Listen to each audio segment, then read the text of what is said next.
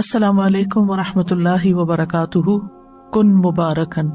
کل ہم نے برکت کا معنی اور مفہوم پڑھا کہ کچھ جگہوں میں برکت ہوتی ہے، کچھ زمانوں میں اوقات میں برکت ہوتی ہے، کچھ چیزوں میں برکت ہوتی ہے، کچھ لوگوں کے اندر برکت ہوتی ہے، اور پھر ہم نے بابرکت بننے کے لیے جو ضروری کام کرنے چاہیے، ضروری اقدامات کرنے چاہیے، ان کو شروع کیا تھا، اور اس میں سے پہلا قدم ہم نے پڑھا کہ برکت اللہ کی طرف سے ہوتی ہے۔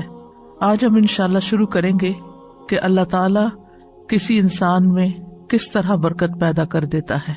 اللہ سبحانہ وتعالیٰ نے مسیح علیہ السلام کے بارے میں فرمایا تھا، اس نے کہا بے شک میں اللہ کا بندہ ہوں، اس نے مجھے کتاب دی اور مجھے نبی بنایا اور مجھے بابرکت بنایا جہاں بھی میں ہوں، جہاں بھی جاؤں، گھر میں ہوں یا گھر سے باہر ہوں، اور مجھے نماز اور زکوٰۃ کی وصیت کی جب تک میں زندہ رہوں۔ تو اللہ سبحانہ تعالیٰ نے کچھ لوگوں کو بابرکت بنایا، ان میں برکت اتاری۔ اللہ سبحانہ تعالیٰ کی برکت حاصل کرنے کے لیے ہمیں کیا کرنا چاہیے؟ سوال یہ پیدا ہوتا ہے کہ اللہ کی برکت کیا ہے، یعنی جو بندوں میں آتی ہے تو اس کا اثر کیا ہوتا ہے، اس کا نتیجہ کیا ہوتا ہے۔ شیخ ابن عثیمین کہتے ہیں کہ جب اللہ تعالیٰ کسی انسان کی اس چیز میں برکت نازل کر دیتا ہے جو اس کو عطا کی گئی ہوتی ہے، جیسے مال ہے، اولاد ہے، گھر ہے، گاڑی ہے، علم ہے، تو اس کا تھوڑا بھی اس کے لیے بہت زیادہ ہو جاتا ہے، اور جب برکت چھین لی جاتی ہے تو بہت ساری چیزیں بھی، ڈھیروں مقدار بھی قلیل ہو جاتی ہیں، تھوڑی ہو جاتی ہیں۔ کتنے ہی انسان ہیں کہ اللہ تعالیٰ ان کے ہاتھوں پر کم دنوں میں ہی بہت زیادہ برکت ڈال دیتے ہیں، یعنی تھوڑے دنوں میں وہ بڑے بڑے کام کر جاتے ہیں، تھوڑی سی زندگی میں بھی بڑے بڑے کام ان سے سرزد ہو جاتے ہیں، اور دوسرا انسان اسی کام کو، اتنے ہی اماؤنٹ کے کام کو بہت زیادہ دنوں میں بھی نہیں کر پاتا۔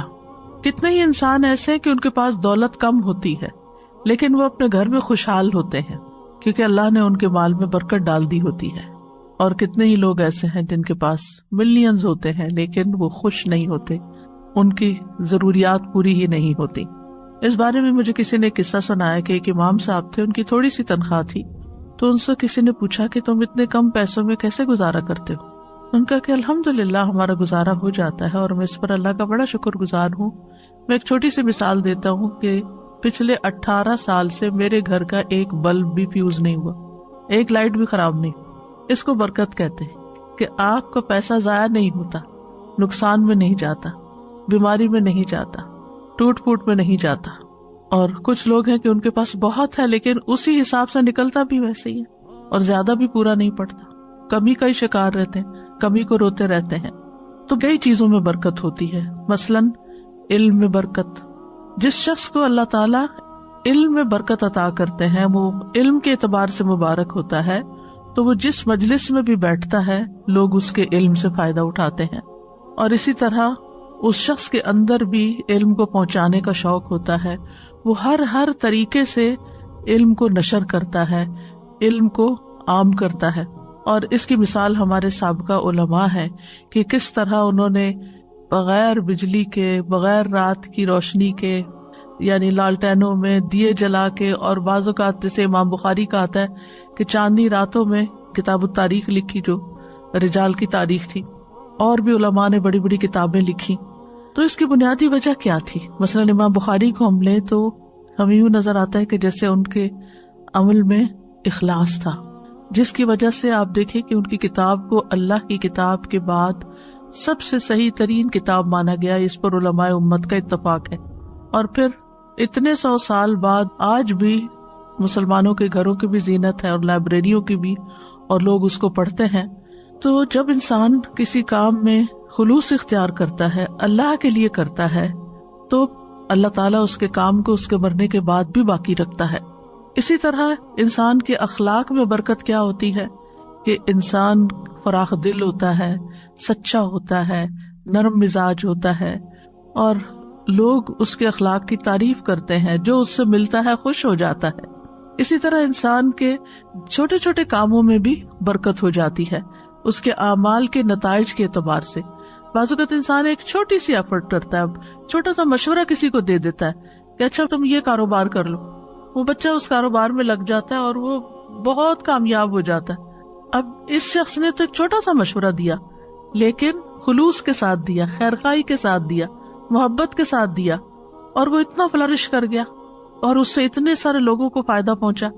اس نے کبھی خواب میں بھی نہیں سوچا تھا کہ اس کا ایک چھوٹا سا مشورہ جو ہے وہ کتنا کارآمد ہوگا، کتنے لوگوں کے لیے فائدہ مند ہوگا۔ اسی طرح کچھ لوگوں کے مال میں برکت ہوتی ہے، یعنی تھوڑا بھی ہوتا ہے لیکن اس سے خیرات بھی کر رہے ہوتے ہیں، اپنی ذات پہ بھی خرچ کرتے ہیں، اپنے رشتہ داروں پہ بھی خرچ کرتے ہیں، یعنی ان کی زندگی میں ایک اطمینان نظر آتا ہے۔ تو ہمیں اپنے مبارک بننے کے لیے اللہ تعالیٰ سے دعا کرنی چاہیے کہ اللہ سبحانہ وتعالیٰ ہمارے علم میں بھی برکت دے، کہ جو ہم نے سیکھا ہے وہ صرف ہماری ذات میں ہی آ کے ختم نہ ہو جائے، ہم اس پر عمل کریں، عمل کی مثال بنے، اس کو سکھانے والے بنے، اس کو آگے بڑھانے والے بنے۔ پھر اسی طرح اللہ تعالیٰ ہمارے اخلاق میں برکت دے، ہمارے اعمال میں برکت دے، کہ کوئی بھی کام کریں، ہم چھوٹا کریں یا بڑا، اس سے زیادہ لوگوں کو فائدہ پہنچے، کیونکہ برکت کا معنی کیا ہوتا ہے؟ الزیادہ والنمو، یعنی اس چیز کا بڑھ جانا، نشو نما پانا، کثرت میں ہو جانا۔ اور اسی طرح اللہ تعالیٰ مال میں بھی برکت دے، اولاد میں برکت دے، اور ہم جہاں بھی ہوں بابرکت بنے۔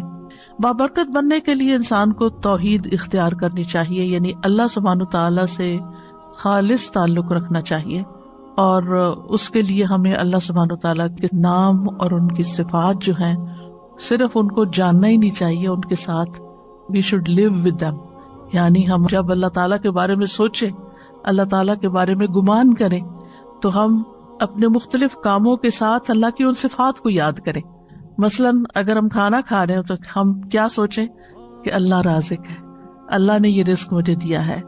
پھر اسی طرح اگر ہمیں کوئی مشکل ہو رہی ہے تو اس کے ناموں کے ساتھ ہم اس کو پکاریں، یا حیو یا قیوم برحمتک استغیث، اللہ کی رحمت کے ساتھ فریاد کریں۔ پھر اسی طرح زندگی کے جو مختلف کام ہیں ان کاموں کے ساتھ ہم اللہ تعالیٰ کی ان صفات کو ریلیٹ کرتے جائیں، تو انشاءاللہ اس طریقے سے آپ کا ایک پرسنل لیول پر اللہ سبحانہ تعالیٰ کے ساتھ ایک تعلق بن جائے گا۔ اس کو ایک چھوٹی سی مثال سے سمجھیں کہ جب آپ دنیا میں کسی انسان سے محبت کرتے ہیں، مثلا اپنے والدین سے، اور ان کی کچھ عادات آپ کے اندر آ جاتی ہیں، تو پھر آپ مینشن کرتے ہیں وہ میری والدہ بھی تھی نا، وہ بھی اسی طرح ہی لوگوں کو کھانا کھلاتی تھی، وہ یوں صدقہ خیرات کرتی تھی، میرے والد تھے نا تو وہ ایسا کرتے تھے۔ یعنی آپ کا ایک کنیکشن ہوتا ہے، جو کام آپ کر رہے ہوتے ہیں نا اس کو کنیکٹ کر لیتے ہیں اپنے پیاروں کے ساتھ، تو ذرا اس سے اور اوپر اٹھ جائیں۔ یعنی جو بھی آپ کام کر رہے ہوں تو ساتھ ساتھ اللہ کو یاد کریں۔ ایک تو یہ کہ اللہ سبحانہ وتعالیٰ کی ہستی کو یاد کرنا، محسوس کرنا، اور ایک یہ کہ اس کی صفات کے ساتھ، اس کے ناموں کے ساتھ، تو اس طرح آپ کی زندگی میں اور بھی زیادہ برکت ہوگی۔ اور جتنا جتنا آپ اللہ سبحانہ وتعالیٰ کے لیے خالص ہوتے جائیں گے، اتنا اتنا آپ کے دل سے دنیا کے غم اور دنیا کی ہرس اور دنیا کی جو کمی کمزوری ہے، وہ آپ کو جو پریشان کرتی ہے، وہ آپ کے دل سے نکلتی چلی جائے گی۔ آپ رزق کے معاملے میں صرف اللہ پہ ڈیپینڈ کریں گے کہ اللہ رازق ہے، اور اس کے علاوہ لوگوں سے آپ کی ایکسپیکٹیشن نہیں رہے گی۔ اور جب لوگوں سے ایکسپیکٹیشن نہیں رہے گی تو پھر آپ کے اندر وہ لوگوں کی طرف سے اگر کوئی کمی بیشی ہوتی ہے تو کوئی غم اور دکھ بھی نہیں ہوگا، اور کسی چیز پر کوئی لالچ بھی نہیں ہوگا کہ ہائے اس کے پاس اتنا ہے، نہ آپ کسی سے حسد کریں گے، کیونکہ آپ کو پتا ہے کہ اصل تو رازق اللہ، اصل تو سورس اس کے پاس ہے۔ مجھے لوگوں سے کیا لینا دینا کہ میں ان کا دیکھ کے جلوں یا ان کے اوپر حسد کروں یا ان سے ناراض ہوں کہ ان کے پاس اتنا ہے تو مجھے کیوں نہیں دیتے اور میرا خیال کیوں نہیں رکھتے۔ نہیں، مجھے تو دینے والا اللہ ہے۔ اور جب اللہ پر انسان ڈیپینڈ کرتا ہے تو پھر اس کے دل سے یہ فکر نکل جاتی ہے، اور وہ دیکھتا ہے کہ چڑیوں، پرندوں، چیونٹیوں تک کو وہ رزق دیتا ہے، پتھر کے کیڑوں کو وہ رزق دیتا ہے، تو کیا وہ مجھے نہیں دے گا؟ اور اسی طرح دیگر صفات میں بھی، یعنی اس سے آپ کے دل سے ہرس اور لالچ بھی نکل جائے گی، اور لوگوں کے ساتھ بدگمانی اور لوگوں کے ساتھ گلے شکوے اور لوگوں کی پھر غیبتیں اور یہ ساری چیزیں بھی آپ کے اندر سے نکل جائیں گی۔ پھر اسی طرح ایک اور چیز ہے بابرکت بننے کے لیے کہ اپنے رب کو راضی رکھیں، اس کی اطاعت کر کے اور اس کی نافرمانی کے کام چھوڑ کر۔ ابن القیم رحمۃ اللہ علیہ کہتے ہیں کہ برکت کا جامع راز یہ ہے کہ جو بابرکت شخص ہوتا ہے وہ وقت کی قیمت کو جانتا ہے، اور وہ یہ ہے کہ ہر لمحے اللہ کی رضا کا کام کرنا، یعنی جو بھی کوئی کام کر رہے ہیں اس کو اس طرح چیک کرتے جائیں کہ اس پر اللہ راضی ہے کہ نہیں، اور یہ اس کے وقت اور اس کی قیمت کا تقاضا ہے. یعنی میرے وقت کی قیمت کیا ہے کہ میں اس میں وہ کام کروں، چاہے میں دنیا کا کام کر رہی ہوں، چاہے میں دین کا کام کر رہی ہوں، چاہے میں عبادت کر رہی ہوں، کچھ بھی کر رہی ہوں، اس میں مقصود کسی انسان کی خوشی نہ ہو بلکہ اللہ کی خوشی ہو کہ میرا رب راضی ہو جائے گا. اور جب رب راضی ہو جائے گا تو آپ دیکھیں گے کہ بندے بھی آپ سے راضی ہو جائیں گے. اللہ تعالیٰ جس بندے سے راضی ہوتا ہے نا، اس کے لیے دنیا میں رضا اتار دیتا ہے اور پھر بندے بھی اس سے راضی ہو جاتے ہیں. لیکن اگر اللہ راضی نہیں ہے تو پھر لوگوں کو آپ کتنا بھی راضی کرنے کی کوشش کریں، اللہ کو بھول کر چھوڑ کر، تو وہ راضی نہیں ہو سکتے. پھر اسی طرح یہ ہے کہ جب انسان اللہ کو راضی کرنے کے لیے کوشش کرتا ہے تو پھر وہ لوگوں کی تعریف کو منتظر نہیں رہتا کہ کون مجھے پوچھتا ہے، کون مجھے اپریشیٹ کرتا ہے، کون میرے لیے بڑی بڑی باتیں کرتا ہے. اور پھر انسان کو اس بات کی فکر لگ جاتی ہے کہ اللہ کی نگاہ میں میرا مقام کیا ہے اور میری وہاں بھی قبولیت ہے یا نہیں. اس کو اپنے اعمال میں قبولیت کی فکر ہو جاتی ہے، نہ کہ لوگوں کی تعریف کی، کیونکہ ساری دنیا بھی اگر اس کی تعریف کرنے لگے اور اگر اللہ تعالیٰ اس سے راضی نہیں تو ایسے شخص کی زندگی میں کوئی خوشی نہیں ہو سکتی. پھر اسی طرح جو مبارک انسان ہوتا ہے وہ ہر چیز کو اس نقطہ نظر سے دیکھتا ہے کہ اس کے ذریعے میں اللہ تک کیسے پہنچوں، اس کے ذریعے میں اللہ تک کیسے پہنچوں. مثلاً اگر وہ کسی کی خدمت کرتا ہے تو وہ یہ سوچ کے کرتا ہے، چاہے گھر والوں کے لیے کھانا پکاتے ہیں آپ، ان کے لیے کلیننگ کرتے ہیں، ان کے لیے سارے جو بھی گھر کے کام کاج ہوتے ان کے اوپر احسان کرتے ہوئے نہ کریں، یہ سوچ کے کریں کہ اس سے میرا رب راضی ہوتا ہے اور اس سے آپ کی تھکاوٹ بھی ختم ہو جائے گی. یہ میں اپنے رب کی خوشی کے لیے کر رہی ہوں، میں صرف شوہر کی خوشی کے لیے نہیں کر رہی. شوہر تو خود ہی خوش ہو جائے گا اگر میرا رب خوش ہوا، رب راضی ہوگا تو یہ بھی ہو جائے گا. تو میری فکر ہونی چاہیے رب کو راضی کرنے کی. تو چاہے وہ گھر والے ہوں، چاہے وہ کام کاج ہو، چاہے وہ مال ہو، چاہے وہ علم ہو، ذہانت، ہر چیز کو، جیسے ایک بزنس مین ہوتا ہے نا تو وہ ہر چیز میں دیکھتا ہے کہ اس چیز سے کیسے بزنس کیا جا سکتا ہے اور اس چیز سے کہاں سے پروفٹ کمایا جا سکتا ہے. تو جو ایک مومن بندہ ہوتا ہے وہ ہر وقت یہ سوچتا ہے اس چیز سے میں اپنی آخرت کیسے کما سکتا ہوں، اس لمحے اس وقت میں کون سا کام کروں کہ جس سے میرا رب راضی ہو جائے گا. اب مثال کے طور پہ کبھی آپ کے حصے میں ایسا کام ہوتا ہے، مثلاً دعوت کر لیا آپ نے اور گھر میں لوگوں کو بلا لیا اور آپ کے اوپر سارا کام آ گیا، چاہے آپ کیٹرنگ کرا رہے ہیں، چاہے آپ کچھ بھی کر رہے ہیں، لیکن صرف گھر کی سیٹنگ اور لوگوں کو ویلکم کرنا اور پوچھنا، اور چاہے آپ ڈسپوزیبل یوز کر رہے ہیں لیکن پھر بھی آپ تک ٹوٹ جاتے ہیں. اگر یہ سب کچھ اللہ کی رضا کے لیے تھا تو اس کے بعد آپ کو ایسا سرور اور ایسی خوشی نصیب ہوگی.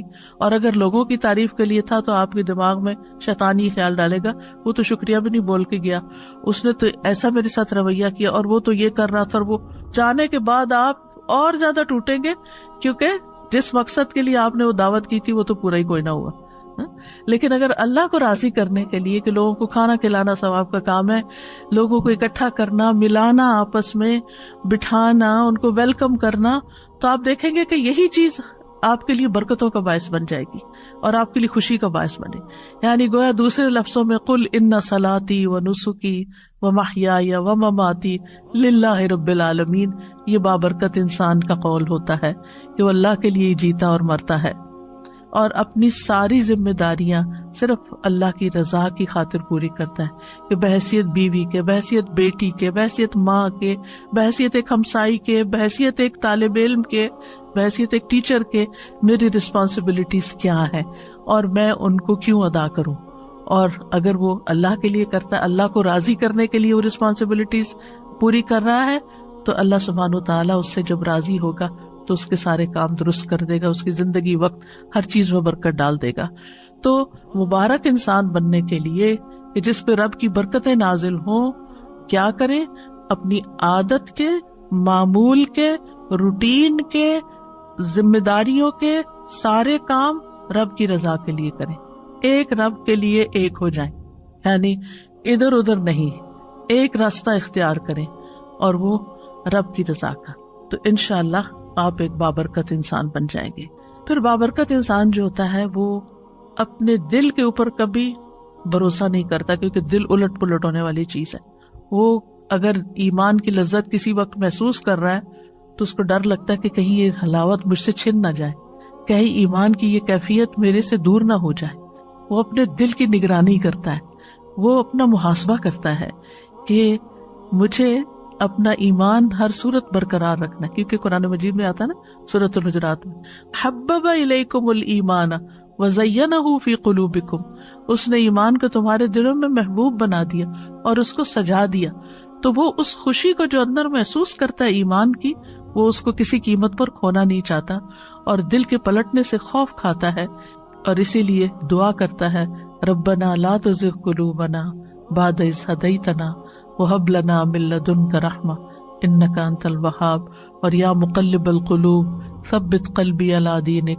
پھر اسی طرح اگلی بات یہ ہے کہ بابرکت بننے کے لیے وہ بابرکت لوگوں جیسے کام کرتا ہے۔ یہ موٹے موٹے نکات اگر آپ نوٹ کر لیں گے نا اپنے پاس، تو انشاءاللہ کبھی ریویژن میں آپ کو یہ چیزیں یاد آئیں گی تو پھر دوبارہ سے انسان ان چیزوں کو کرنے لگتا ہے۔ یعنی بابرکت بننے کے لیے بابرکت لوگوں جیسے اعمال، جیسے ہم نے دیکھا کہ انبیاء میں اللہ تعالیٰ نے برکت رکھی، نبی صلی اللہ علیہ وسلم میں برکت رکھی، اور اسی طرح آپ کے جو ساتھی تھے صحابہ کرام، ان کے اندر اللہ سبحانہ و تعالیٰ نے برکت رکھی۔ تو وہ کیا کام کرتے تھے؟ مثلاً موسیٰ علیہ السلام کے بارے میں اللہ سبحانہ و تعالیٰ فرماتے ہیں وَاذْكُرْ فِي الْكِتَابِ مُوسَىٰ إِنَّهُ كَانَ مُخْلَصًا وَكَانَ رَسُولًا نَبِيًّا، کتاب میں موسیٰ کا ذکر کیجئے، یقیناً وہ خالص کیا ہوا تھا، یعنی اخلاص تھا ان کے اندر، اور ایسا رسول جو نبی تھا۔ تفسیر سعدی میں ہے موسیٰ علیہ السلام اپنے تمام اعمال، اقوال اور نیت میں اللہ تعالیٰ کے لیے مخلص تھے، وہ بابرکت تھے نا، تو ان جیسا کام کیا کرنا ہے کہ اپنے قول، فعل، نیت میں خالص ہونا ہے، کیونکہ اعمال کی قبولیت کی شرط ہی کیا ہے؟ انما الاعمال بالنیات۔ پھر اسی طرح یہ ہے کہ بابرکت انسان لوگوں سے تعریف نہیں چاہتا اور اس کو کام کر کے فخر نہیں ہوتا، بلکہ اس کی قبولیت کی دعا کرتا ہے۔ جیسے ابراہیم علیہ السلام نے اور اسماعیل علیہ السلام نے کعبہ تعمیر کیا، اللہ کا گھر، اور اس کے بعد کیا دعا کی؟ وَإِذْ يَرْفَعُ إِبْرَاهِيمُ الْقَوَاعِدَ مِنَ الْبَيْتِ وَإِسْمَاعِيلُ رَبَّنَا تَقَبَّلْ مِنَّا إِنَّكَ أَنْتَ السَّمِيعُ الْعَلِيمُ۔ پھر بابرکت شخص کے نزدیک لوگوں کے شکریہ کی کوئی قیمت نہیں ہوتی کہ کوئی شکریہ ادا کرے، نہ اسے انتظار ہوتا ہے، اور اگر کوئی کرے یا نہ کرے اس کے لیے برابر ہوتا ہے، یعنی کسی نے کیا تب بھی ٹھیک ہے اور اگر نہیں کیا تب بھی ٹھیک ہے، کوئی بات نہیں، ہم نے تو اللہ تعالیٰ کے لیے کیا تھا۔ جیسے سورۃ الانسان میں آتا ہے وَيُطْعِمُونَ الطَّعَامَ عَلَى حُبِّهِ مِسْكِينًا وَيَتِيمًا وَأَسِيرًا إِنَّمَا نُطْعِمُكُمْ لِوَجْهِ اللَّهِ لَا نُرِيدُ مِنْكُمْ جَزَاءً وَلَا شُكُورًا، وہ کھانا کھلاتے ہیں اس کی محبت میں، اللہ کی محبت میں، مسکین، یتیم، قیدی کو، اور کہتے ہیں ہم تو صرف اللہ کے چہرے کی خاطر تمہیں کھلا رہے ہیں، نہ تم سے کوئی بدلہ چاہتے ہیں نہ شکریہ چاہتے ہیں۔ مسکین کیا بدلہ دے سکتا ہے؟ مسکین تو بدلہ نہیں دے سکتا، لیکن وہ شکریہ ادا کرتا ہے، اس کو یہ فکر ہوتی ہے کہ اگر میں نے شکریہ ادا نہ کیا تو یہ دوبارہ نہیں آئے گا، تو وہ شکریہ ادا کرتا ہے، تو وہ کہتے ہیں نہیں ہمیں شکریہ بھی نہیں چاہیے۔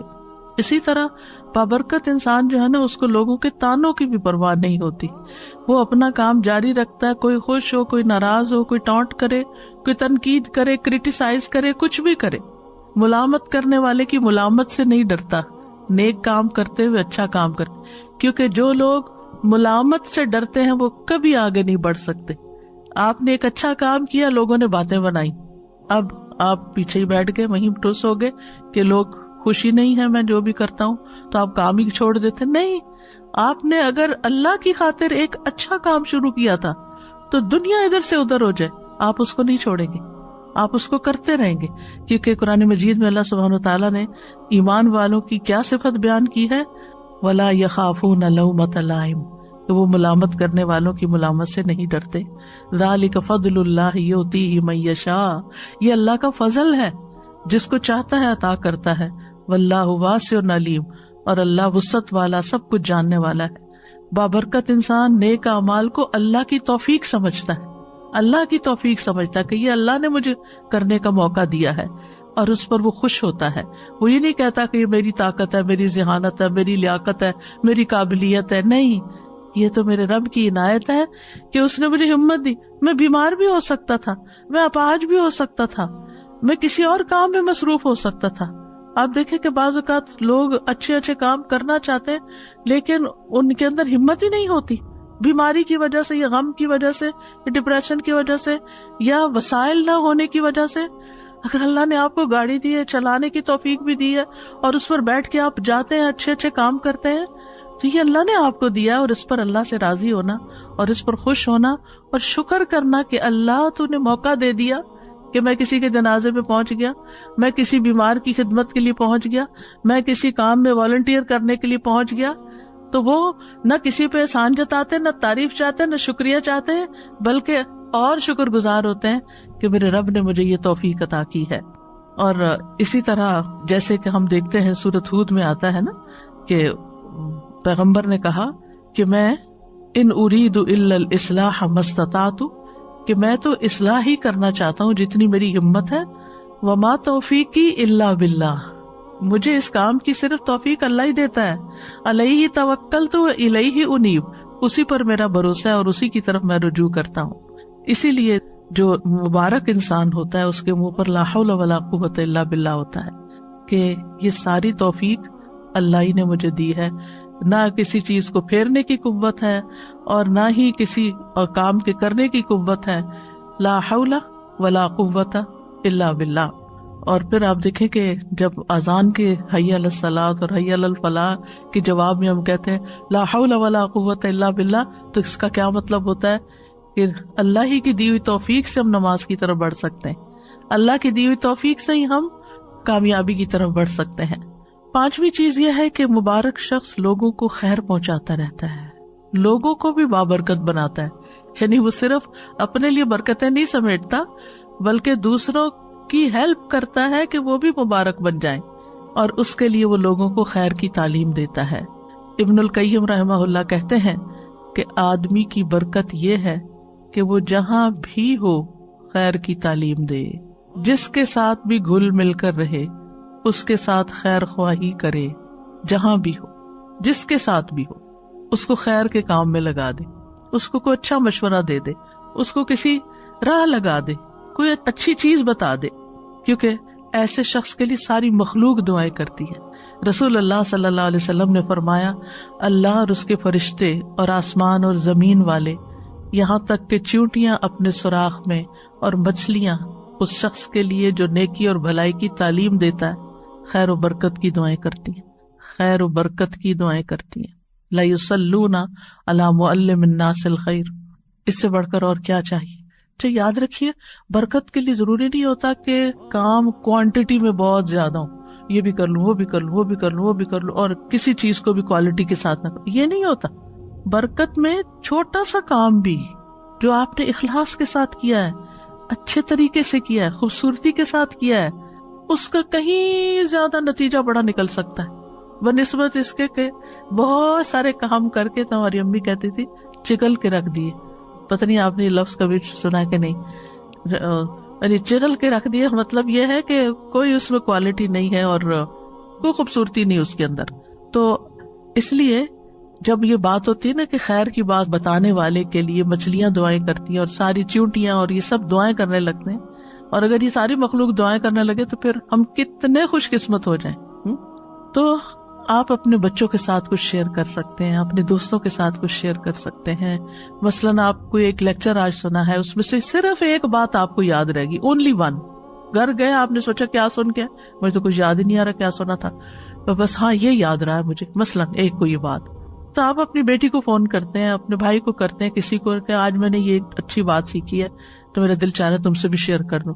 دیکھیں ہم سب کے الحمدللہ بہت سارے رشتے دار ہیں، بہت سارے دوست ہیں، اور ضروری نہیں کہ ایک ہی بندے کے پیچھے روز پڑ جائیں. کبھی کسی کو، کبھی کسی کو، کبھی کسی کو. اس سے کیا ہوگا کہ کبھی کبھی پھر کسی کو بات سننے کو ملے گی.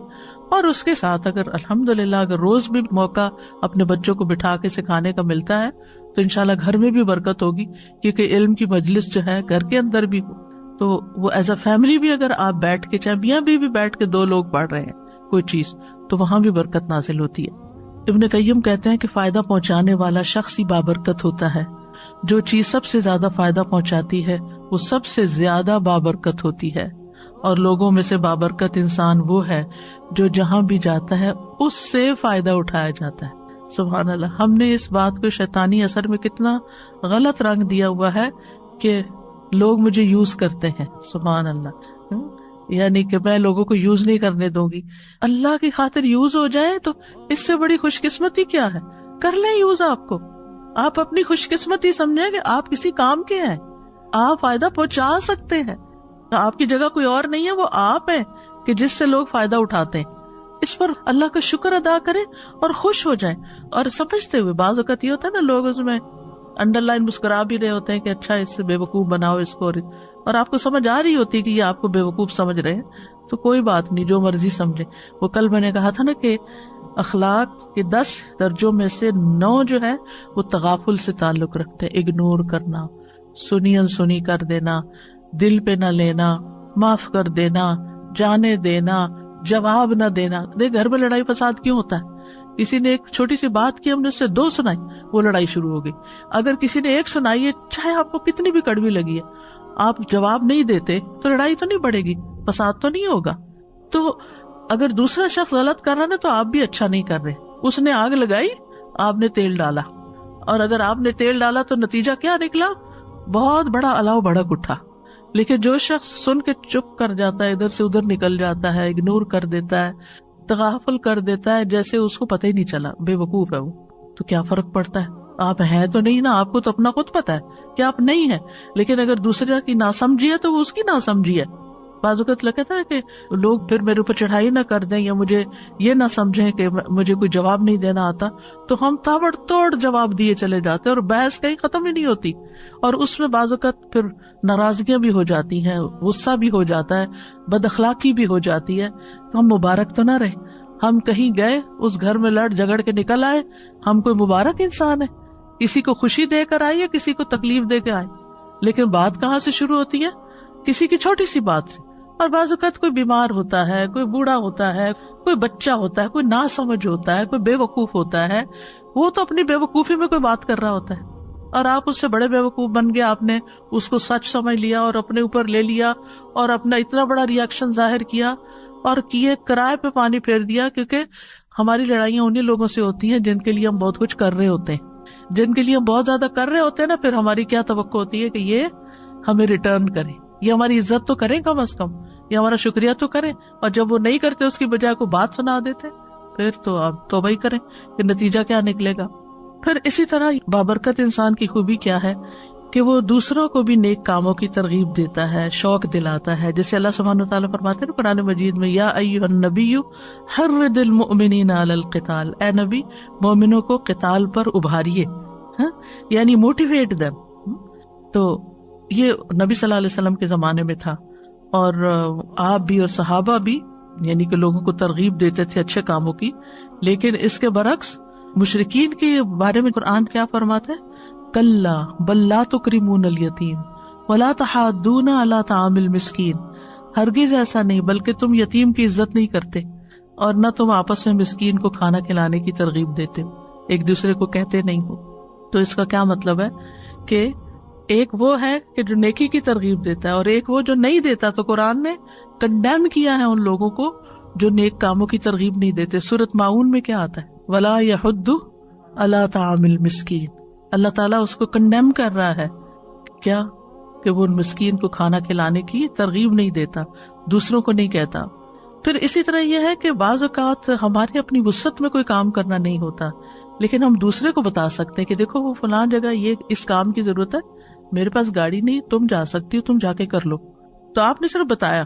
تو الدال علی الخیر کفاعلہ, کسی کو نیکی کے کام کا رستہ دکھانے والا ایسا جیسے اس نے خود کر لیا.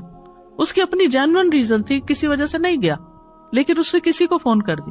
نبی صلی اللہ علیہ وسلم کے پاس کبھی کوئی کچھ لینے کے لیے آتا, مانگنے کے لیے, تو آپ فرماتے کہ اس کی سفارش کرو تاکہ تمہیں بھی اجر مل جائے. سبحان اللہ, یہ ہے برکت نا, مبارک انسان کہ وہ سارا ثواب خود ہی نہیں لوٹ رہا, وہ کسی اور کو بھی ساتھ شامل کرتا ہے کہ اچھا میں نے تو دینا ہی ہے, جو اللہ چاہے گا اپنے نبی کے ہاتھ سے دلوائے گا, لیکن تم اشفعوا تؤجروا, اس کی شفاعت کرو, سفارش کرو, اجر پاؤ.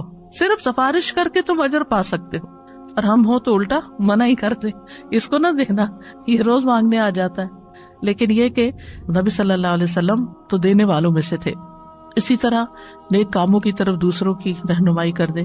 ایک شخص نبی صلی اللہ علیہ وسلم کے پاس سواری مانگنے آیا تو آپ کے پاس سے اسے کوئی سواری نہ ملی جو اسے منزل تک پہنچاتی. آپ نے اسے ایک دوسرے شخص کے پاس بھیج دیا تو اس نے سواری دے دی. اس نے آ کے آپ کو بتایا کہ آپ نے مجھے جو بتایا تھا تو میرا کام ہو گیا. کئی دفعہ ایسے ہوتا ہے نا کہ لوگ واپس تھینک یو کا میسج کرتے ہیں کہ آپ نے وہ بتایا تھا وہ ہو گیا, تو آپ کو کتنی خوشی ہوتی ہے اس وقت. تو آپ صلی اللہ علیہ وسلم نے اس وقت فرمایا بھلائی کی طرف رہنمائی کرنے والا ثواب میں بھلائی کرنے والے کی ہی طرح ہے. سواری اس نے دی, ثواب ان کو بھی ملا کیونکہ انہوں نے راستہ دکھایا تھا, وہاں چلے جاؤ. یعنی کبھی آپ صدقہ نہیں کر سکتے, آپ کے پاس نہیں ہوتا, آپ افورڈ نہیں کر سکتے, یا اس وقت آپ کے پاس نہیں ہوتا تو آپ کسی کو کہہ دیتے کہ دیکھو یہاں صدقہ کر دو. کئی دفعہ ایسے ہوتا ہے نا کہ یوٹیوب پہ تو آج کل بہت فنڈ ریزنگ کے اشتہار آتے, کوئی اسلامی لیکچر لگائے اس کے شروع میں ڈونیٹ کا کچھ, کہیں کوئی اسلامک سینٹر بن رہا ہے, کہیں کوئی روہنگیا میں مسئلہ ہے, کہیں یمن میں لوگوں کو کھانا چاہیے, یعنی ہر جگہ کچھ نہ کچھ. تو کوشش کیا کرے کہ ہر جگہ کچھ نہ کچھ ڈال دے. کہیں کوئی مسجد بن رہی ہے, کہیں کچھ بھی, وہ نہیں آپ کو جانتے لیکن آپ اپنا حصہ ڈال دیا کرے. اچھا اب میرے جیسے جو کریڈٹ کارڈ نہیں ہے کسی کے پاس, تو آپ کسی کو لنک بھیج سکتے کہ دیکھو یہ میرا خیال ہے بہت اچھا موقع ہے نیکی کرنے کا. اپنے بچوں کو کہیں جو کماتے ہیں ان کو کہیں کہ بیٹا یہ اس میں ڈال دو, ان کو ایڈریس بھیج دیں, کچھ کریں تاکہ اور لوگ بھی اس کام میں شریک ہو جائیں. اب وہ جو بھی کریں گے, چاہے ایک اینٹ وہاں رکھیں گے, وہ آپ کا بھی ثواب اس اینٹ کا مل جائے گا ساتھ. تو ایک دوسرے کو نیکی کے کاموں کی جگہ بتانا جو ہے یہ بھی ایک بہت بڑی نیکی ہے.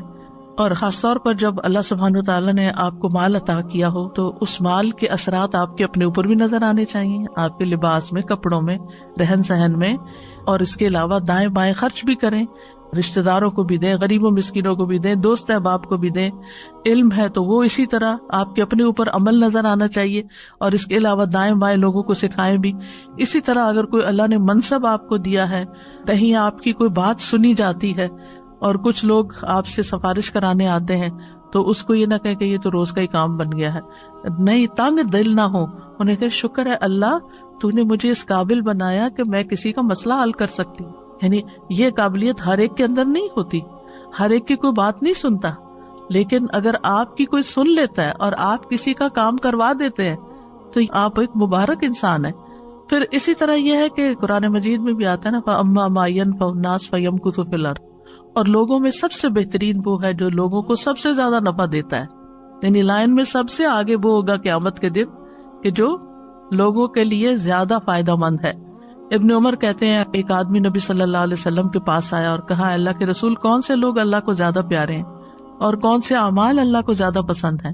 تو رسول اللہ صلی اللہ علیہ وسلم نے فرمایا, وہ لوگ اللہ تعالیٰ کو زیادہ محبوب ہیں جو دوسرے لوگوں کے لیے سب سے زیادہ فائدہ مند ہوں, اور اللہ عز و جل کے نزدیک سب سے زیادہ پسندیدہ اعمال یہ ہیں کسی مسلمان کو خوش کرنا یا کسی کی تکلیف دور کرنا. آپ کو پتا چل رہا ہے کہ کوئی پین میں ہے اور آپ کو کچھ نہ کچھ سوج رہا ہے, لیکن آپ کہتے ہیں وہ جانے, اس کا کام جانے, میں کیوں بتاؤں. نہیں, آپ اپنی طرف سے سجیسٹ کر دیں, پھر اس کی مرضی وہ آپ کا مشورہ لے یا نہ لے. یا کسی کا قرضہ ادا کر دینا یا اس کی بھوک دور کر دینا. جس نے اپنے غضب کو روک لیا, غصہ روک لیا, اللہ اس کی خامیوں پہ پردہ ڈال دے گا. اور جو آدمی اپنے غصے کو پی گیا باوجود اس کے کہ وہ چاہتا تو نافذ کر سکتا تھا, تو اللہ تعالیٰ قیامت کے دن اس کے دل کو امیدوں سے بھر دے گا. جو اپنے بھائی کے ساتھ اس کی ضرورت پوری کرنے کے لیے چلا یہاں تک کہ اسے پورا کر دیا, اللہ اس کو اس دن ثابت قدم رکھے گا جس دن قدم ڈگمگا جائیں گے. پھر اسی طرح لوگوں کو توحید سکھائیں, جس طرح نبی صلی اللہ علیہ وسلم نے ابن عباس کو وہ کلمات سکھائے تھے جب آپ کے ساتھ وہ گدھے پہ سوار تھے. آپ نے فرمایا, اے لڑکے میں تجھے چند کلمات سکھا رہا ہوں, تم اللہ کے احکام کی حفاظت کرو, اللہ تمہاری حفاظت کرے گا. اللہ کے احکام کی حفاظت کرو, تم اسے اپنے سامنے پاؤ گے. جب مانگو اللہ سے مانگو, یہ بچوں کو سکھا دینا چاہیے. چھوٹی سی چیز بھی چاہیے پھر اللہ تعالیٰ سے مانگو. جب مدد چاہو اللہ سے مدد چاہو. جان رکھو ساری دنیا مل کے تمہیں کوئی فائدہ دینا چاہے نہیں دے سکتے مگر وہ جو اللہ نے تمہارے لیے لکھ دیا, اور سب مل کے نقصان دینا چاہے نہیں دے سکتے مگر وہ جو اللہ نے تمہارے لیے لکھ دیا. قلم اٹھا لیے گئے, صحیفے خشک ہو گئے. اسی طرح مصیبت آنے پر لوگوں کو اچھی نصیحت کریں, اللہ کے تقوی کا حکم دیں, صبر کی نصیحت کریں. جیسے نبی صلی اللہ علیہ وسلم ایک قبر کے پاس سے گزر رہے تھے اور روتی ہوئی عورت کو دیکھا تو آپ نے اس کو نصیحت کی. اور پھر اسی طرح یہ ہے کہ غم میں, ڈپریشن میں, اداسی میں، دکھ میں دوسروں کو امید دلائیں کہ یہ دن گزر جائیں گے، حالات اچھے ہو جائیں گے، سب ٹھیک ہو جائے گا، اور پھر اس کو مصیبت پر صبر کا اجر بھی بتائیں کہ کتنا بڑا اجر اور ثواب ہے تمہارے لیے جو اللہ نے تمہیں اس امتحان میں ڈالا ہے، تم اللہ سے راضی رہو۔ پھر اسی طرح یہ ہے کہ بابرکت لوگوں کا ساتھی بنے۔ ایک اور قدم کیا ہے؟ بابرکت لوگوں کا ساتھی بنے۔ اب آپ کہ ہمیں تو کوئی سمجھ نہیں آتی، یہاں تو کوئی دنیا میں بابرکت ہمیں مل نہیں رہا، لیکن الحمدللہ ہمارے سلف صالحین میں بہت لوگ بابرکت، ان کی سیرت پڑھیں، ان کی بکس پڑھیں، جو کام انہوں نے کیے۔ آپ یقین کریں کہ آپ کا دل اتنا بڑا ہو جائے گا، آپ حیران ہو جائیں گے کہ میں کن باتوں میں الجھی ہوئی ہوں، میں کن باتوں پہ رو رہی ہوں، اتنی پیٹی چیزوں کے اوپر پریشان ہوں اور لڑائی ڈال کے رکھی ہوئی ہے، یہ تو کوئی بات ہی نہیں ہے۔ آج مجھے کسی نے آرٹیکل بھیجا امام ابن تیمیہ کے بارے میں کہ کتنی دفعہ وہ جیل میں گئے تھے، 7 دفعہ جیل میں گئے تھے۔ امام ابن تیمیہ کا فتاوی آپ نے دیکھو کہ 35 والیوم میں، اور اس کے علاوہ بھی کئی کتابیں۔ اتنا علمی کام کیا اور لوگ ان کے پیچھے پڑے رہتے، یعنی جو لوگ بڑے کام کرتے ہیں ان کے حاسد بھی بہت ہوتے، تو ہر تھوڑے دن کے بعد جا کے حاکم کے پاس شکایت کر کے ان کو جیل بھجوا دیتے تھے، اور جب وہ وہاں جاتے وہاں وہ اور کتابیں لکھ لیتے تھے۔ اور آپ کو معلوم ہے لاسٹ ٹائم جو وہ جیل میں گئے تھے کتنی دفعہ قرآن پڑھا تھا؟ 80 بار قرآن پڑھا تھا۔ ہم نے ساری زندگی میں 80 بار نہ پڑھا ہوگا۔ اس طرح وقت کو استعمال کیا۔ آپ دیکھیے کہ جب انسان ایسے لوگوں کے حالات پڑھتا ہے کہ 7 دفعہ جیل میں گئے، تو پھر آپ کو اپنی پریشانی کیا لگتی ہیں؟ بہت چھوٹی لگتی ہے نا۔ یعنی انسان کے اوپر کبھی کبھی ایسا ہوتا ہے نا کہ حالات تنگ ہونے لگتے ہیں، کوئی ادھر کی پریشانی ادھر کی ٹو مچ پر۔ اس وقت کیا کرنا چاہیے؟ ایسی کتابیں پڑھنی چاہیے جس سے پتہ چلے کہ آپ سے پہلے جو بابرکت لوگ تھے، کیونکہ بابرکت اس لیے کہتے ہیں کہ ان سے خیر بہت پھیلی، لوگوں کو فائدہ بہت پہنچا، اس لیے بابرکت کہتے ہیں۔ تو ان کی زندگیوں میں کتنی پریشانیاں آئیں اور انہوں نے کس طرح ان کو جھیلا، اور انہوں نے ان کو کچھ نہیں سمجھا اور وہ آگے نکل گئے۔ تو ایسے لوگوں کے حالات زندگی پڑھیں اور ان کے ساتھ رہیں، ایسی کمپنی اختیار کریں، ان کی سیرت اپنائیں، ان سے دلی تعلق رکھیں، ان سے محبت کریں، کیونکہ ایسے لوگوں کی محبت جو ہوتی ہے وہ بھی خوشی دیتی ہے، کیونکہ نیک لوگوں سے محبت عرش کے سائے تلے جگہ دے گی، نور کے ممبروں پہ ہوں گے ایسے لوگ، ایمان کے کامل ہونے کی دلیل ہے۔ اور حدیث قدسی میں آتا ہے جو لوگ میری رضا کی خاطر آپس میں محبت کرتے ہیں ان کے لیے میری محبت واجب ہو جاتی ہے، وجبت محبتی للمتحابین فیہ، جو اللہ کی خاطر محبت کرتے ہیں۔ اچھا، ایک ہوتا ہے نا جس سے ہم انس رکھتے ہیں، اس سے محبت کرتے ہیں اور اس کو ہم اوپر ٹیگ لگا دیتے ہیں اللہ کی خاطر محبت ہے۔ اس کے برعکس ایک اور انسان ہے، وہ تھوڑا اجنبی ہم سے لیکن ہے نیک، تو ہمیں اس سے بھی محبت کرنی چاہیے۔ یعنی صرف اس سے محبت نہ کریں جو آپ سے کرتا ہے، آپ یہ دیکھیں کہ جس سے میں محبت کری اس کے اندر کتنی خوبی۔ اب مثلا جو لوگ فوت ہو چکے ہیں ہمارے آباء و اجداد میں سے، پریڈیسیسر سلف صالحین، وہ تو ہمیں نہیں جانتے۔ کیا ابو بکر آپ کو جانتے ہیں؟ بلال رضی اللہ عنہ آپ کو جانتے ہیں؟ نہیں، لیکن ہم ان سے محبت کرتے ہیں اللہ کی خاطر۔ تو جو اللہ کی خاطر کسی سے محبت کرتا ہے بغیر بدلے چاہنے کے کہ مجھے اس سے کچھ ملے، کسی مطلب مقصد لالچ میں نہیں محبت کرتا، بلکہ صرف اللہ کی رضا کے لیے، اس کی نیکی کی وجہ سے، اس کے اچھے اخلاق کی وجہ سے، تو یہ چیز انسان کو بابرکت بناتی ہے۔ انسان کے اندر پھر وہ ٹریٹس آ جاتے ہیں۔ پھر اسی طرح یہ ہے کہ انسان قیامت کے دن انہی لوگوں کے ساتھ ہوگا جن سے وہ محبت کرتا ہے۔ تو دنیا میں بھی نیک لوگوں کی صحبت کا فائدہ ہے اور آخرت میں بھی۔ امام مالک سے کسی نے پوچھا مجھے ایسا عمل بتائیے جو مجھے جنت میں داخل کر دے، تو انہوں نے کہا صالحین کی محبت کو اپنے اوپر لازم کر لو، ہو سکتا ہے کہ اللہ تعالیٰ ان میں سے کسی کے دل کو جھانکے اور اس میں تمہارا نام لکھا ہو اور اللہ تمہیں بخش دے اور جنت میں داخل فرما دے۔ یعنی صالحین کی محبت دنیا میں بھی انسان کو نیکی کی طرف لاتی ہے اور آخرت میں بھی انسان کو کامیابی کی طرف لائے گی۔ پھر 7ویں چیز یہ ہے کہ گڑ گڑا کے دعائیں کرنا کہ اللہ برکتیں دے، اللہ کے سامنے عاجزی اختیار کرنا، گریہ وزاری کرنا، جیسے نبی صلی اللہ علیہ وسلم نے غزوہ بدر کے موقع پر کی تھی۔ 8ویں چیز ہے مبارک بننے کے لیے بہت زیادہ شکر گزار ہونا، شکارن رب جعلنی لکا شکارن لکا ذکارن لکا رہابن۔ یہ شکار ہونے کی جو خصوصیت ہے، ہر چیز پہ شکر، نعمت پہ بھی شکر اور تکلیف پہ بھی شکر، شکر ہی شکر، شکر ہی شکر، شکوہ نہیں، نو کمپلینٹس۔ نو کمپلینٹس. جس حال میں اللہ نے رکھا ہے، جو دیا ہے، جو بھی ہے. ہاں آپ یقین کریں کہ جب انسان کی زندگی آگے بڑھتی ہے تو پیچھے کے حالات کو دیکھتا ہے تو انسان کہتا ہے شکر ہے الحمدللہ کہ وہ فلاں چیز اس وقت نہیں ہوئی. اس وقت تو بہت برا لگتا ہے، لیکن بعد میں انسان کو سمجھ آتی ہے کہ تو اچھا ہوا تھا. لیکن عقل مند کون ہے اور فائدہ مند کون ہے؟ جس نے اس وقت جب اس کو تکلیف پہنچی تھی شکر کر لیا تھا کہ اللہ اس میں بھی کوئی خیر ہوگی. پھر اسی طرح یہ ہے کہ بابرکت انسان اللہ کی نعمت کو اپنی کرامت نہیں سمجھتا، یعنی اللہ تعالیٰ کا فضل سمجھتا ہے. یعنی بعض اوقات ایسا ہوتا ہے نا کہ انسان کے ساتھ کچھ اچھی چیزیں پیش آنے لگتی تو انسان سمجھتا ہے بڑا نیک ہو گیا ہوں. آپ نے کوئی چیز سوچی وہ ہو گئی یا کچھ اس طرح کے. تو اس طرح کی چیزیں جو ہے نا یہ راز میں ہونی چاہیے کہ آپ کو کوئی ایسا خواب آ جاتا ہے. لوگ بہت انسسٹ کرتے ہیں نا کوئی خواب سنائے اچھا سا، یا کبھی آپ کو پوچھتے ہیں آپ کو کبھی فلاں نظر آیا، یہ ہوا.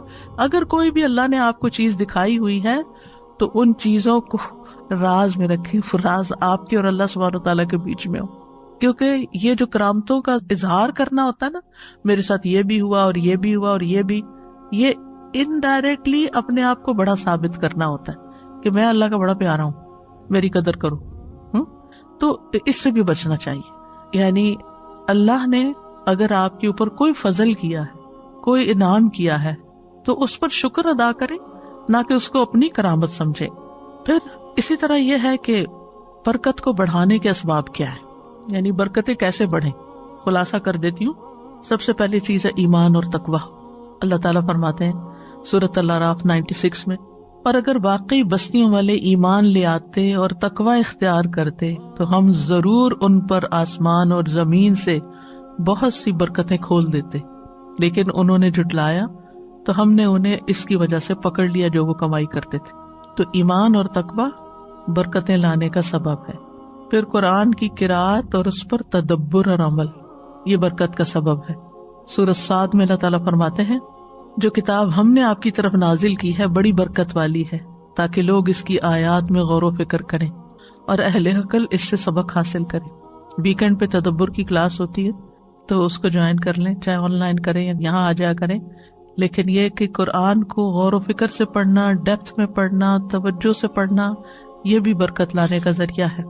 سورۃ الانعام میں اللہ تعالیٰ فرماتے ہیں وَهَذَا كِتَابٌ أَنزَلْنَاهُ مُبَارَكٌ فَاتَّبِعُوهُ وَاتَّقُوا لَعَلَّكُمْ تُرْحَمُونَ.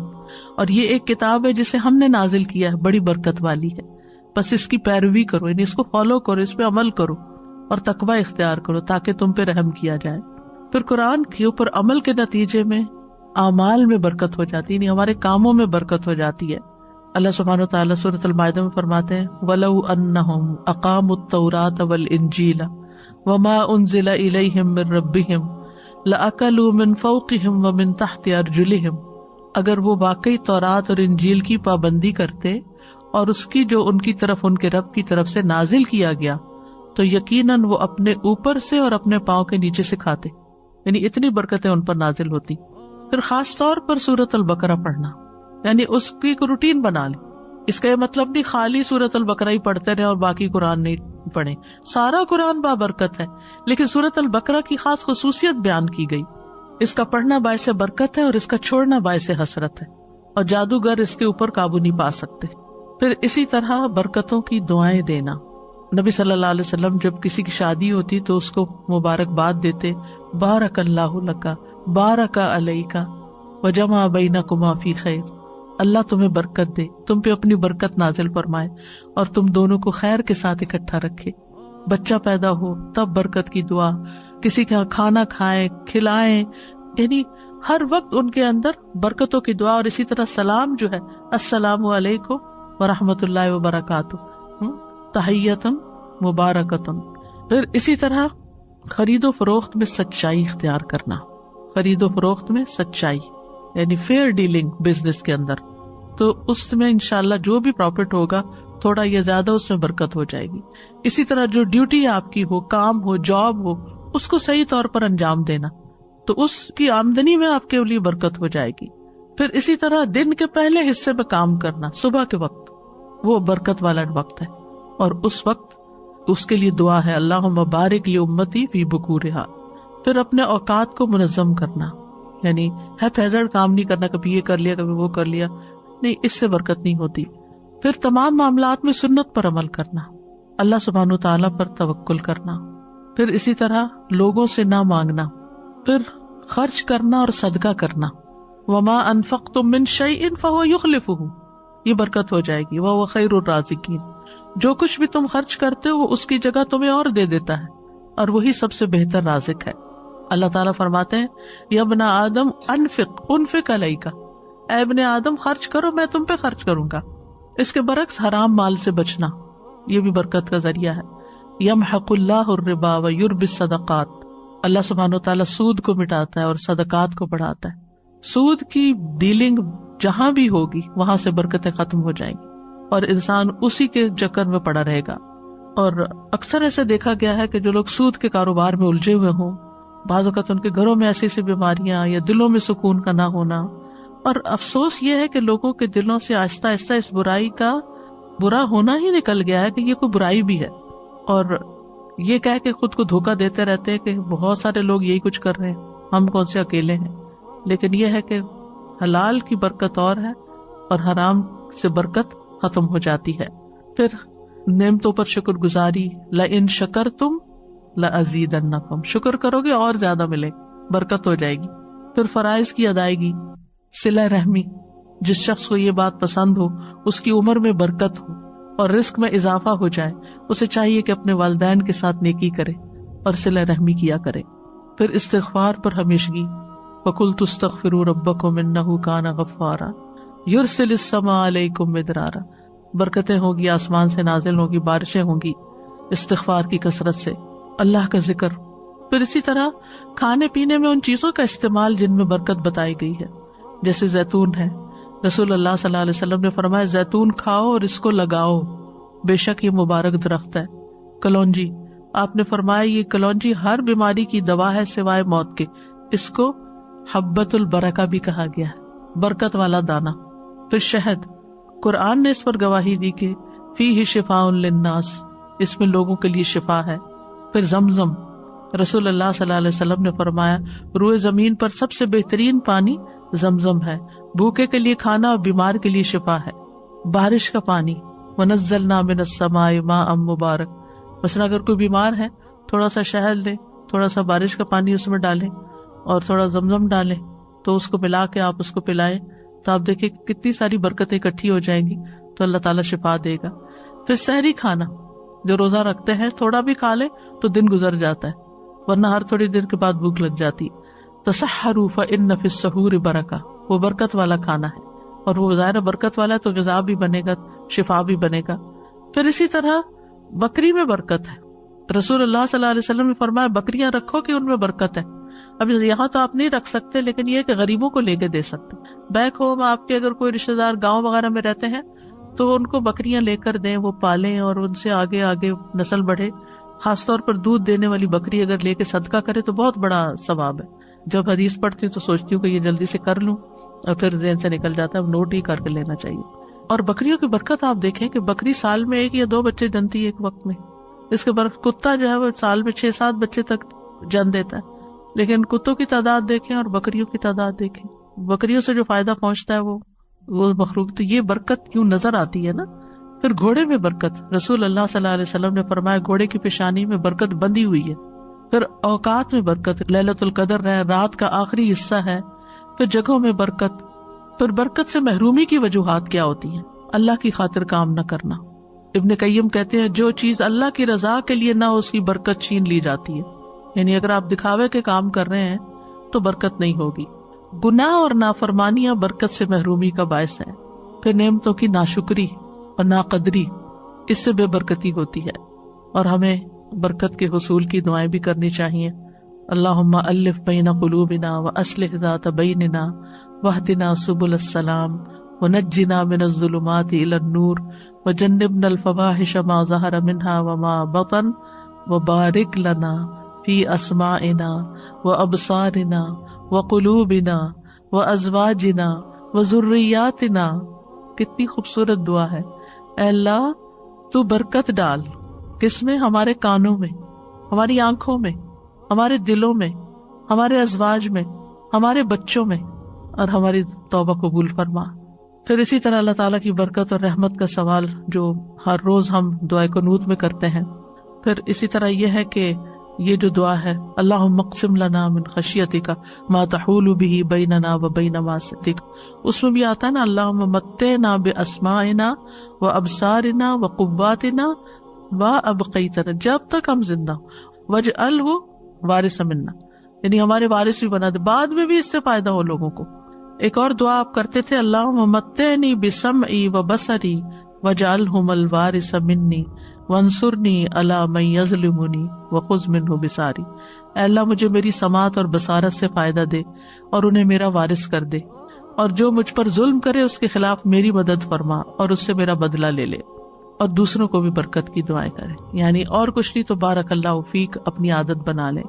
رسول اللہ صلی اللہ علیہ وسلم نے فرمایا جب کسی کو اپنے بھائی کا وجود یا اس کا کوئی مال پسند آئے تو اس کے لیے برکت کی دعا کرے، کیونکہ نظر لگ جانا برحق ہے. پھر سلام کے وقت برکت کی دعا، ملاقات کے وقت، تعارف کے وقت بارک اللہ فی کا کہنا، پھر نئے بچے کو دعا دینا اور اس میں بھی برکت کے الفاظ آتے ہیں. صائب بن یزید کہتے ہیں میری خالہ مجھے نبی صلی اللہ علیہ وسلم کے پاس لے گئی اور عرض کیا اللہ کے رسول میرا بھانجا بیمار ہے، تو آپ نے میرے سر پر ہاتھ پھیرا اور میرے لیے برکت کی دعا کی، اور کمانے والے ہاتھ میں برکت کی دعا دینا کی. پھر اسی طرح خادموں کے مال، رزق اور اولاد میں برکت کی دعا. کس طرح حضرت انس رضی اللہ عنہ کو نبی صلی اللہ علیہ وسلم نے برکت کی دعا دی تھی اللہم اکثر مالہ وولدہ وبارک لہ فیما آتیتہ، اور ان کی زندگی میں اللہ نے ان کو مال، اولاد، ہر چیز میں برکتیں عطا کی تھی. ام سلیم کو نبی صلی اللہ علیہ وسلم نے اس رات برکت کی دعا دی تھی جب ان کا بیٹا فوت ہو گیا تھا اور انہوں نے صبر کیا تھا اور اپنے شوہر کے ساتھ حسن سلوک کیا تھا.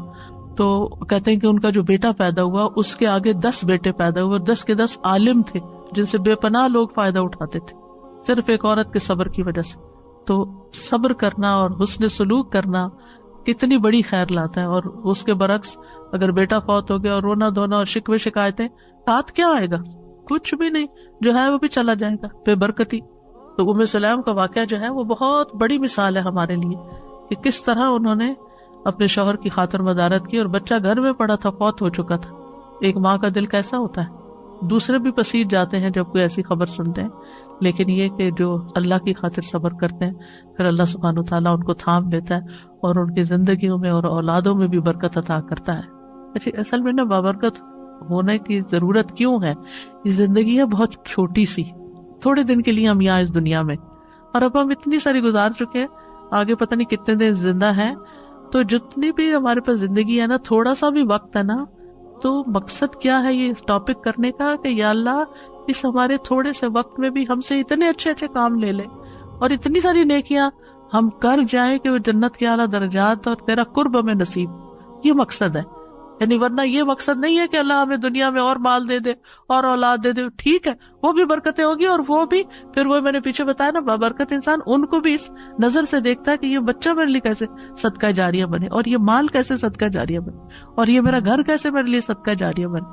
وہ ہر چیز کو اس نظر سے پھر ڈیل کرتا ہے. تو یہ اصل مقصد ہے. اب یہ ہے کہ بعض اوقات یعنی ہمارے اندر ایک کنفیوژن ہوتی ہے کہ ہم مبارک ہوں تو پھر کیا لوگ ہم سے تبرک حاصل کرنے لگے. یہ نہیں ہونا چاہیے، ٹھیک ہے. یعنی برکت کسی چیز میں اللہ سبحانہ وتعالیٰ ڈالتا ہے، اور وہ ہمیں شریعت سے پتا چلتا ہے کہ کیا کیا چیزوں میں اللہ نے برکت ڈالی ہوئی ہے، ٹھیک ہے. مثلاً زمزم میں برکت ہے، حجر اسود میں برکت ہے، رمضان میں برکت ہے، لیلۃ القدر میں، عشرہ ذی الحجہ میں، مکہ مدینہ میں، بیت المقدس میں، اعمال میں سے نماز، صیام، زکوٰۃ، ان چیزوں میں برکت ہے. ہم ان سے برکت حاصل کر سکتے ہیں، ٹھیک ہے. اللہ نے ان میں ڈالی ہے، ہم ان کو استعمال کریں گے، اللہ تعالیٰ ہماری طرف بھی برکت لوٹائے. لیکن کسی انسان کو یہ سمجھ کر کہ یہ مبارک انسان ہے اس کو چھونے لگ جائیں، یا یہ کہ اس کے ساتھ خود اپنے آپ کو لگائیں کہ ہمیں بھی برکت آ جائے، یا یہ کہ جیسے خانہ کعبہ کے لوگ غلاف کو سمجھتے ہیں کہ اس سے ہم کو برکت مل جائے گی، یہ کام نہیں کرنے چاہیے. اسی طرح بعض اوقات آپ کو یاد ہوگا جیسے اسکولوں میں میلاد ہوتا تھا تو بعد میں کیا بانٹتے تھے، تبرک نہیں کہنا چاہیے، ٹھیک ہے نا. یہ ہم نے خود ہی نام دے دیے ہیں. اسی طرح لوگ صالحین کی قبروں سے جا کے برکت حاصل کرنے لگتے ہیں، وہ بھی نہیں ہونی چاہیے. تو نبی صلی اللہ علیہ وسلم کے علاوہ آپ کا پانی، آپ کا لعاب، آپ کے بال، آپ کی وہ سب چیز بابرکت ہے کیونکہ اللہ نے ان کو بابرکت بنایا ہے. لیکن اس کے علاوہ کسی اور استاد، شیخ، بڑے بزرگ، کسی کی کوئی چیز اس کی ذات میں نہیں ہے کوئی برکت، اس کے علم کے ذریعے برکت حاصل کریں، اس کے عمل کے ذریعے، اخلاق کے ذریعے، کسی کام کے ذریعے، لیکن ذات میں نہیں. ٹھیک ہے، ذات میں جن چیزوں کی برکت ہے وہ ہمیں نص سے پتہ چلتا ہے. اب سوال یہ پیدا ہوتا ہے کہ کسی شخص کو یہ کہہ سکتے ہیں کہ یہ مبارک شخص ہے، یہ مبارک انسان ہے. تو ہر مسلمان مبارک ہے، اسلام کی وجہ سے، ایمان کی وجہ سے، یاد رکھے. ٹھیک ہے، اور جتنا جتنا کسی کے اندر تقویٰ ہوتا ہے، لوگوں کو فائدہ پہنچاتا ہے، اسی حساب سے اس میں برکت ہوتی ہے. نبی صلی اللہ علیہ وسلم نے فرمایا بے شک درختوں میں ایک درخت ایسا ہے یقیناً اس کی برکت مسلمان کی برکت جیسی ہے. ٹھیک ہے، کیا یہ کہہ سکتے ہیں کسی کو کہ تم ہمارے لیے بہت بابرکت ہو؟ اس میں یہ ہے کہ ہم یہ کہہ سکتے ہیں کہ الحمدللہ آپ کے آنے سے برکت ہو گئی. یعنی یہ نہیں کہ آپ کی ذات کی برکت کوئی الٹ گئی یہاں، یعنی اس کا جو آثار ہیں، جو نتائج ہیں کہ ایک اچھی محفل ہو گئی، ہم نے کچھ سیکھا، کوئی ہم نے خیر کے راستے اختیار کیے، تو یہ چیز برکت ہے، نہ کہ اس کی ذات کے اندر کہ وہ آپ کے سر پہ ہاتھ پھیر دے تو آپ کو برکت مل جائے گی، یا کوئی آپ کو اپنا کپڑا دے دے تو اس میں برکت ہوگی. یہ